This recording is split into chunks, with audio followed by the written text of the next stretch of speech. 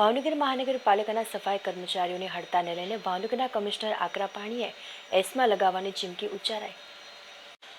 ભાવનગર સફાઈ કર્મચારીની હડતાલને લઈને શહેરમાં ગંદકી ફેલાઈ પડતર પ્રશ્નને લઈને સફાઈ કર્મચારી દ્વારા અચોક્કસ મુદતની હડતાલ પાડવામાં આવી।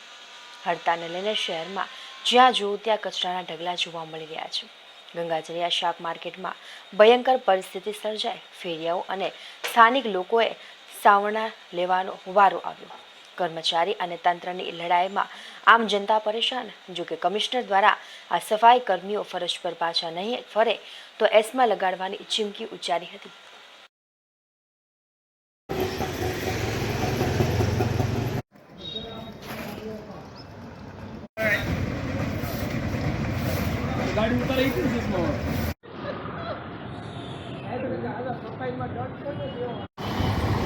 પાછળથી કાંઈક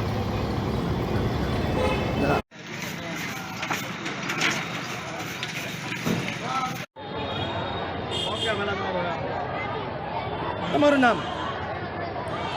વિજય ગોયલ, શ્રી ભાવનગર મહાનગરપાલિકા મજદૂર સંઘના પ્રભારી મંત્રી તરીકેની જવાબદારી, ભારતીય મજદૂર સંઘ। વિજયભાઈ, ભાવનગર મહાનગરપાલિકા કમિશનરે એસમાં લાગુ કરવાની ચીમકી આપી છે, તમે શું કહેશો?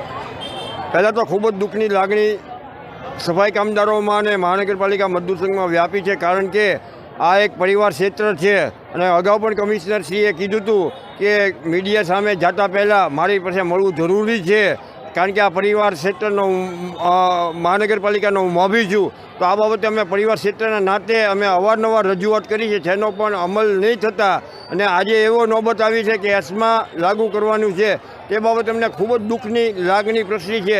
અને ખાસ મારે કમિશનરશ્રીને કહેવાનું છે કે એસમાં શું કામ તમારે લગાડવા પડવાની જરૂર પડી, શા કારણથી અમારા વ્યાજબી અને ન્યાયિક માગણીને સ્વીકાર કરવામાં નથી આવતો। જો અમારી અમે પણ અત્યારથી અમે જણાવીએ છીએ કે આપ કહો એ 5% વ્યક્તિને સાથે રાખીને ડેબિટ કરીએ કે અમો આ બાબતે એમાં ડેબિટમાં ભાગ લેવા પણ માગીએ છીએ। અમે જો ખોટા હશું, અમારી ગેરવ્યાજબી માગણી હશે તો અમે BPMC એક્ટ મુજબ નહીં, ઇન્ડિયન પેનલ કોડ મુજબ નહીં, આરબ અમીરાતમાં કોયલા મારવાની જે સજા આપે છે એ અમે સજા ભોગવવા તૈયાર છીએ।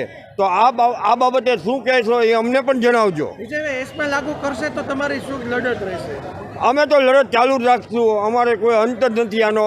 અમારે જ્યાં સુધી વ્યાજબી અને ન્યાયિક માગણી ન પતે ત્યાં સુધી અમારી લડત ચાલુ રહેશે, કારણ કે આ અત્યારે હવે સફાઈ કામદારનો અસ્તિત્વનો સવાલ છે। 5 પેઢીથી તેઓએ કાર્ય કર્યું છે, તે અત્યારે સારો દિવસ આવ્યો ત્યારે એને કૂચડવાની વાત આવી છે।